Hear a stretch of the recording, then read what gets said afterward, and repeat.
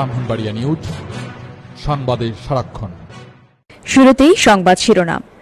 আইনমন্ত্রীর ছেলে পরিচয়ে হুইপের মেয়েকে উত্ত্যক্ত, অবশেষে পুলিশের হাতে গ্রেফতার।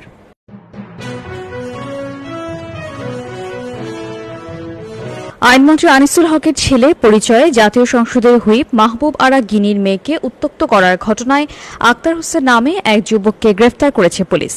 বৃহস্পতিবার সকালে ব্রাহ্মণবাড়িয়া কসবা উপজেলার নোয়াগাঁও গ্রাম থেকে তাকে গ্রেফতার করা হয়। গ্রেফতার আক্তার হোসেন কুমিল্লার দেবিদ্বার উপজেলার ইস্ট গ্রামের আব্দুস সালামের ছেলে। পুলিশ জানিয়েছে, আক্তারের নানাবাড়ি কসবা উপজেলার নোয়াগাঁও গ্রামে। সে প্রায় নানাবাড়ি আসা যাওয়া করত।